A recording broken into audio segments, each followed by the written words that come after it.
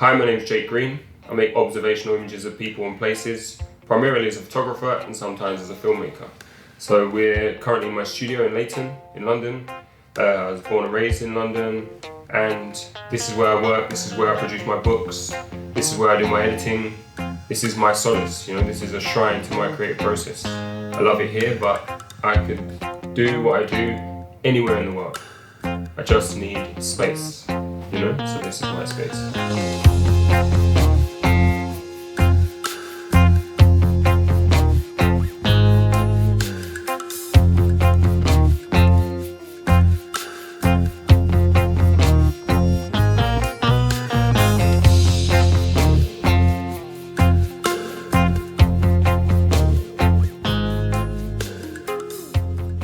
I've always been a photographer.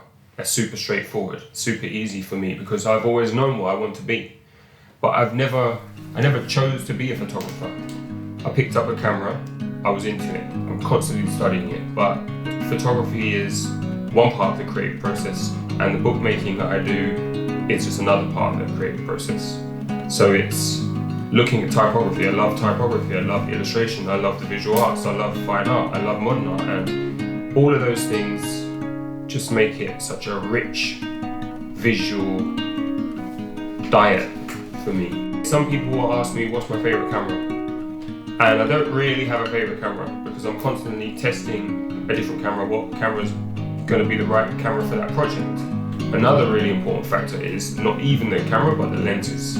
So people talk about glass and what the glass can do, and the idea is that if you've got good lenses, I start to see things through those lenses. Like, right, I'm in the back of a van tearing down the mountain in Colombia. I don't want to be umming and ahhing about what lens I'm going to use. I just put my hand in my bag and I get my 35. Look, it's got to be a 35. Or I want to go in close, this is a portrait, this is I want to bring out something deep in someone, I'll get my 85. So kit is, that's it. It's like a range of lenses, always the same lenses, always fixed lenses. So there's this moment where you decide, all right, you're going to do a project. You book your tickets, you're on the plane. Next thing you know, you're in Kenya. I could be in a field in Kenya, not knowing what I'm doing or where I am, what the project's going to be, what it's going to turn into. So there's one aspect of the project which is you go out of your depth, out of your comfort zone, and you make a visual exploration. The second part of the project I really love is when I put that to the side and I start to delve into this very therapeutic process of editing those images, picking what images represent that journey. Like, it becomes a memory and a representation of that journey, much like the way you remember a dream. And that I put that into a book in a series and a sequence of images, and for me, that is a very, very satisfying creative process. So notebooks are super important to me. It's inspiration and influence.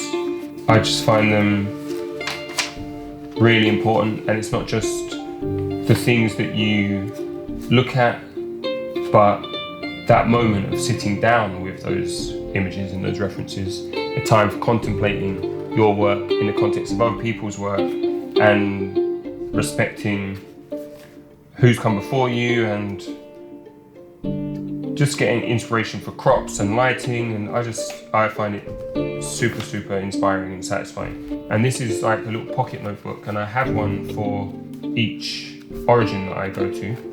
Or if I'm going overseas or I'm starting a specific project, I'll dedicate a notebook to that, because eventually it all gets mixed up. But knowing the names of the people, here I've got Helena at desk in Mill, and that becomes Helena at desk.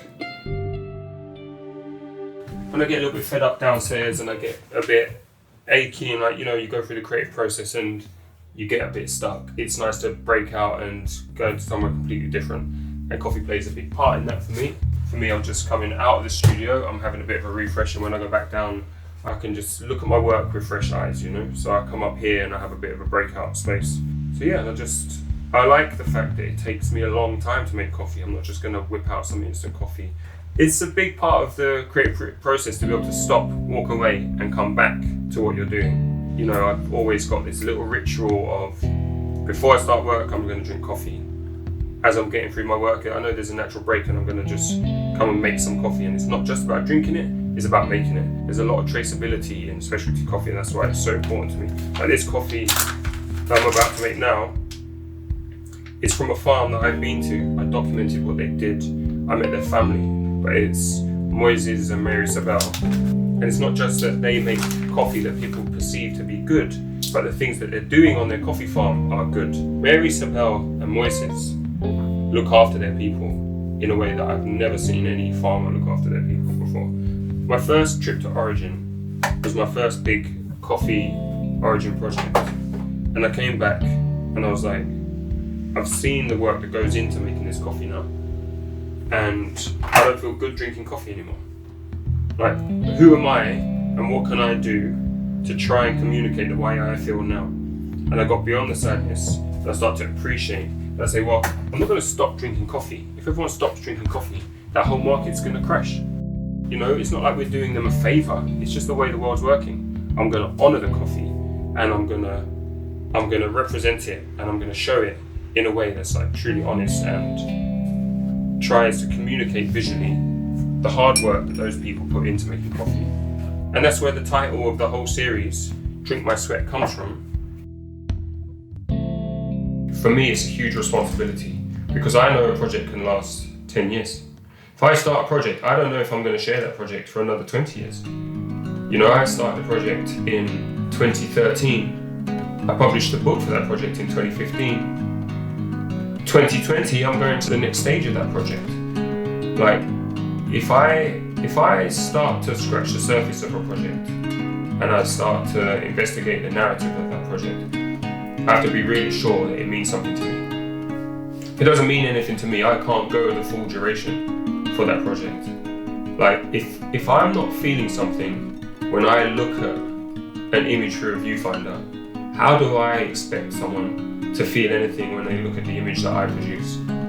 You know, so when I'm doing my edit, I'm not going, what makes me look like amazing film, what's great, what's good, like what, I'm just saying like what represents that moment that I was in at that time. You know, so it's a personal expression of that journey. And then it can't be anything other than a genuine personal response to a subject. Like, that's how I was feeling. You don't feel that way? Fine. All I can be is myself and all I can be is honest.